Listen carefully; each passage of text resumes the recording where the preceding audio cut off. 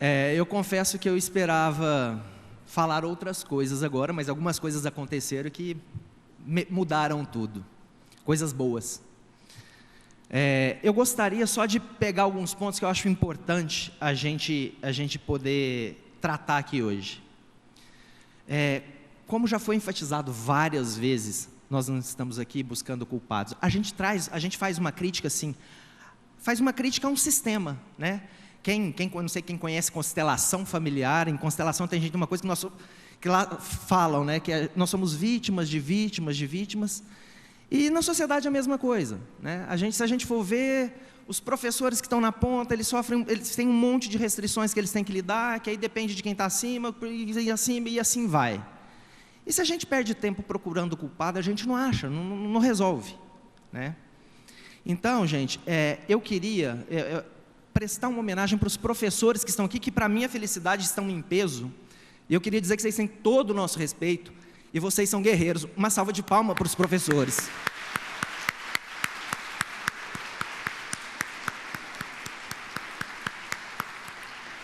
Porque muitas vezes a gente, critica alguns posicionamentos, enfim, mas nós precisamos entender que essas pessoas são pessoas e têm os seus problemas, né? Eu já tive a oportunidade de conversar com a Érica lá na Secretaria Municipal de Educação certa vez, e eu estava até dizendo para ela, falei, Érica, para lidar com o autista, é muito mais do que essas ferramentas técnicas, ABA, Teach, Dear Floor Time. A gente precisa cuidar dos nossos professores, a gente precisa olhar e ver que são seres humanos que têm os seus problemas. E se a gente não cuidar deles, como é que a gente pode querer que eles cuidem dos nossos filhos? Então, assim, vocês são guerreiros por tudo que vocês fazem. Eu acho que a oportunidade de melhoria tem sempre. O que a gente precisa, é muito comum a gente encontrar, às vezes, justificativos, é o sistema, assim. Gente, se a gente não concorda com o sistema, vamos levantar a mão. A gente pode mudar. Se você não tem força, busca quem tem. E o melhor exemplo disso tudo é o que está acontecendo aqui hoje.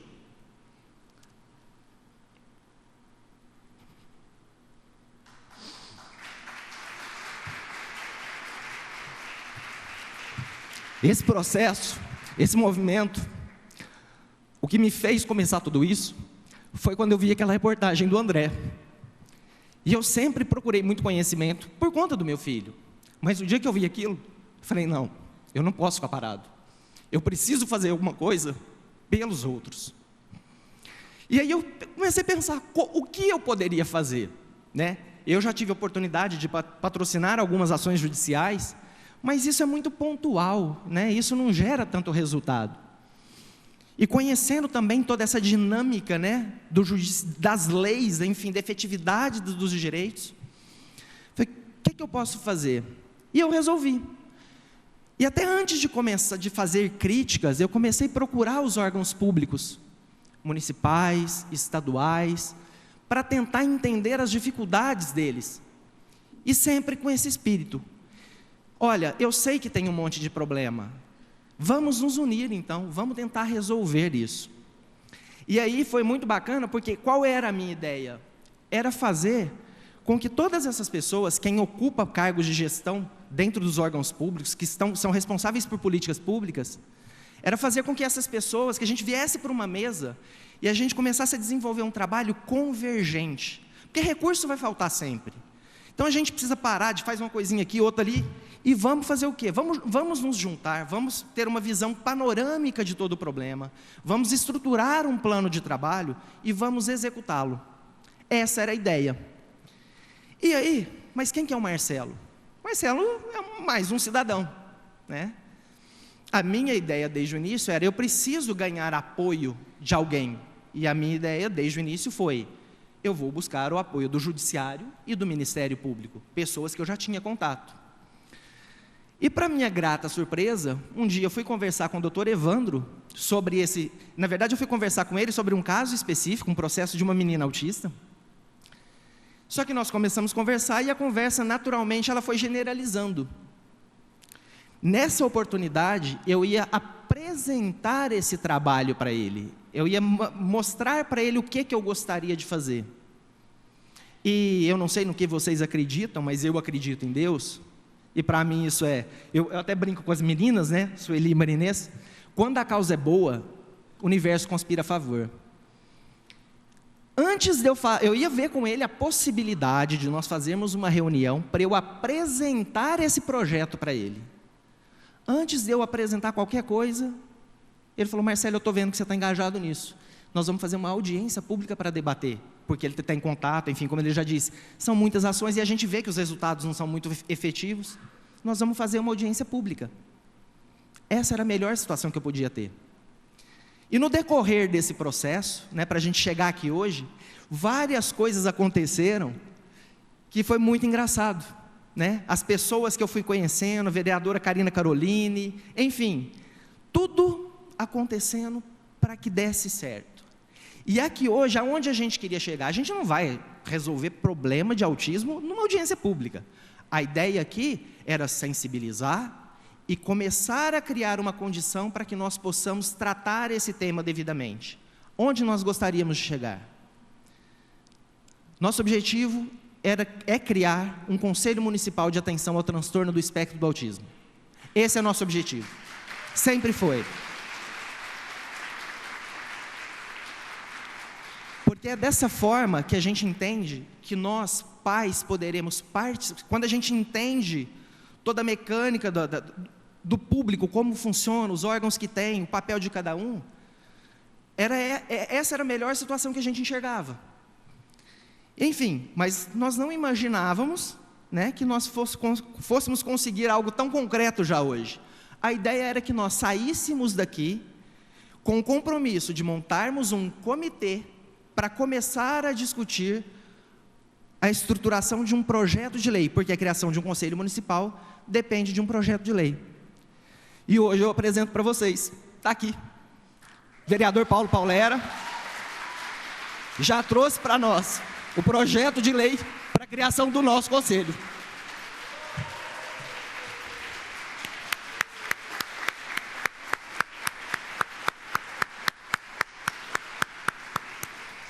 Então, gente, eu acho que isso que é legal a gente ver.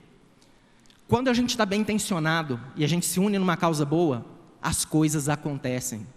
Cada um pode colaborar de um jeito. Quem tem conhecimento jurídico, com esse conhecimento. Quem tem força física, com força física. Mas é nesse espírito de colaboração. As coisas acontecem. A luta é muito árdua, a luta é longa. Mas é o começo de tudo.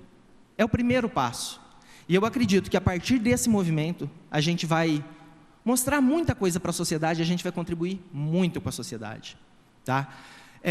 Tinha algumas coisas que eu queria pontuar a respeito de situações que a gente viu aqui hoje. Por exemplo, nós tivemos pessoas da educação e de saúde. Quando a gente pensa em autismo, a gente pensa muito em educação e saúde. Mas tratar de autista é muito mais complexo. A gente precisa pensar em trabalho e emprego, a gente precisa pensar em cultura, a gente precisa pensar em esporte, lazer. Tudo isso faz parte. E para que essas políticas elas sejam eficazes, a gente precisa ter integração. Isso até para justificar por que a ideia do conselho. Hoje, se a gente pensa como que o público funciona, as estruturas, não é por questão de vontade, é questão de uma dinâmica mesmo operacional, estrutural. Né? O pessoal não consegue, às vezes, fazer a famosa intersetorialidade. Hoje, tudo isso acontece de maneira muito superficial. E a ideia do conselho é o quê? É para que a gente crie um órgão, um espaço permanente, para que os pais participem da construção das políticas públicas e que a gente possa acompanhar isso aí. E a gente exatamente entrar suprindo essas lacunas, essas deficiências que as áreas específicas têm. E que tem, não é só por uma questão de vontade das pessoas que gerenciam essas áreas. É porque tem uma série de coisas que interferem nisso. Então, é só para vocês entenderem, tá? Isso aqui, eu não vou me alongar muito mais. A gente ia ter um momento para debate, para chegar nisso, mas eu acho que isso já veio para nós. Então, a ideia agora é, a partir disso aqui, nós discutirmos esse projeto, né? Aqui dentro da Câmara com os vereadores.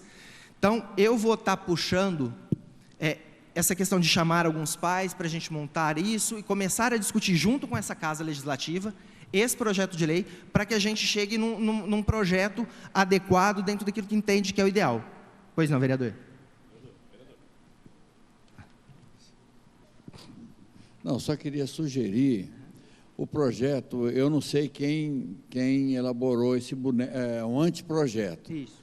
Eu acho que o comitê, com pais e mães dos autistas, e mais os especialistas, quanto mais ele for claro, melhor, porque conselho costuma, depois de formado, dar problema, não ter o conteúdo suficiente para a lei. Então, eu sugiro que já tira hoje um comitê. A ideia é exatamente essa, a gente montar esse comitê para detalhar. E assim, gente, eu trouxe um vídeo que eu vou mostrar para vocês agora, vou exibir para vocês. Eu achei um vídeo muito pertinente. Pessoal da educação, é uma provocação, né? Mas eu acho que é muito válida, porque assim, não é só pelos autistas. Educação é algo fundamental para a construção de uma sociedade bacana. E hoje, por N razões, a gente tem muitos problemas, né? Enfim, eu estava lendo uma pesquisa que foi feita pelo Ibope Inteligência o ano passado. Hoje, gente, a gente tem 29% dos brasileiros entre 15 e 64 anos são analfabetos funcionais. 8% só sabem escrever o nome. 21% não conseguem extrair informação de um calendário. Vocês têm ideia do impacto disso? Então, quando a gente pensa em educação, nós todos, inclusive quem faz parte do sistema, temos que parar de abaixar a cabeça e falar porque alguém mandou. Chega, se nós não concordamos, vamos mudar. Se a gente não se mexer, chega de conformismo. Esse vídeo é um vídeo americano, vou dar um spoilerzinho, mas é porque é o seguinte, ele traz uma crítica ao sistema educacional chamado de moderno. Sistema esse que é o sistema que vigora na maior parte dos países, tá? Então ele vai estar falando, né, dos alunos, da educação, mas eu gostaria que vocês, quando assistissem o vídeo, quando o ator mencionar os alunos, enxerguem também os autistas. E quando ele falar da educação, pensem nas políticas públicas para os autistas. Façam essa análise paralela, tá?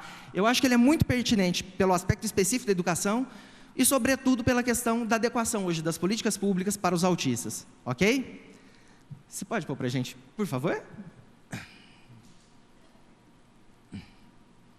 Albert Einstein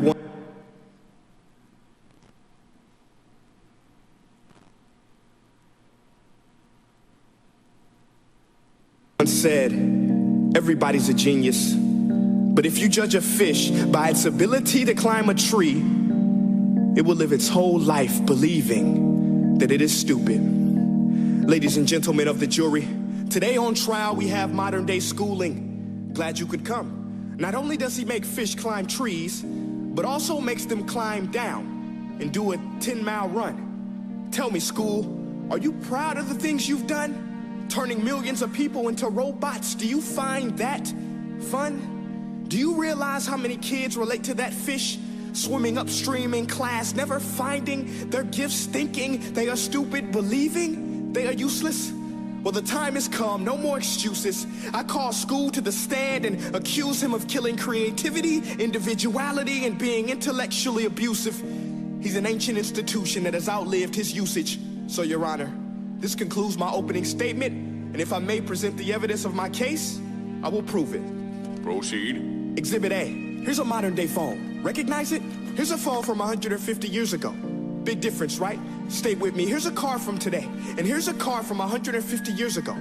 Big difference, right? Well, get this. Here's a classroom of today, and here's a class we used 150 years ago. Now, ain't that a shame? In literally more than a century, nothing has changed. Yet you claim to prepare students for the future? But with evidence like that, I must ask, do you prepare students for the future or the past? I did a background check on you and let the record show that you were made to train people to work in factories, which explains why you put students in straight rows, nice and neat, tell them sit still, raise your hand if you want to speak, give them a short break to eat, and for 8 hours a day, tell them what to think. Oh, and make them compete to get an A. A letter which determines product quality, hence grade A of meat. I get it. Back then, times were different. We all have a past. I myself am no Gandhi. But today, we don't need to make robot zombies. The world has progressed. And now we need people who think creatively, innovatively, critically, independently, with the ability to connect. See, every scientist will tell you that no two brains are the same. And every parent with 2 or more children will confirm that claim. So please explain why you treat students like cookie cutter frames or snapback hats, giving them this one-size-fits-all crap. Watch your language. Sorry, Your Honor, but if a doctor prescribed the exact same medicine to all of his patients, the results will be tragic. So many people would get sick, yet when it comes to school, this is exactly what happens, this educational malpractice, where one teacher stands in front of 20 kids, each one having different strengths, different needs, different gifts, different dreams, and you teach the same thing the same way? That's horrific. Ladies and gentlemen, the defendant should not be acquitted. This may be one of the worst criminal offenses ever to be committed. And let's mention the way you treat your employees. Objection. Overruled. I want to hear this. It's a shame. I mean, teachers have the most important job on the planet, yet they're underpaid? No wonder so many students are short-changed. Let's be honest, teachers should earn just as much as doctors, because a doctor can do heart surgery and save the life of a kid, but a great teacher can reach the heart of that kid and allow him to truly live. See, teachers are heroes that often get blamed, but they're not the problem. They work in a system without many options or rights. Curriculums are created by policymakers, most of which have never taught a day in their life. Just obsessed with standardized tests. They think bubbling in a multiple choice question will determine success. That's outlandish. In fact, these tests are too crude to be used and should be abandoned, but don't take my word for it. Take Frederick J. Kelly, the man who invented standardized testing, who said, and I quote, "These tests are too crude to be used and should be abandoned." Ladies and gentlemen of the jury, if we continue down this road, the results will be lethal. I don't have much faith in school, but I do have faith in people. And if we can customize healthcare, cars, and Facebook pages, then it is our duty to do the same for education, to upgrade it, change it, do away with school spirit, because that's useless. Unless we're working to bring the spirit out of each and every student, that should be our task. No more Common Core. Instead, let's reach the core of every heart in every class. Sure, math is important, but no more than art or dance. Let's give every gift an equal chance. I know this sounds like a dream, but countries like Finland are doing impressive things. They have shorter school days. Teachers make a decent wage. Homework is non-existent, and they focus on collaboration instead of competition. But here's the kicker, boys and girls. Their educational system outperforms every other country in the world. Other places like Singapore are succeeding rapidly. Schools like Montessori, programs like Khan Academy, there is no single solution. But let's get moving, because while students may be 20% of our population, they are 100% of our future. So let's attend to their dreams, and there's no telling what we can achieve. This is a world in which I believe. A world where fish are no longer forced to climb trees. I'll rest my case.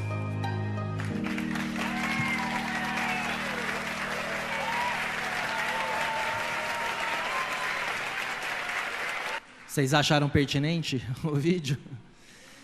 Pessoal, nós podemos até ignorar a realidade, mas nós jamais poderemos ignorar as consequências de ignorarmos a realidade. Cabe a nós escolhermos se nós vamos ser simples figurantes numa realidade que nos impõe, ou se nós vamos ser protagonistas da realidade que a gente quer. Muito obrigado.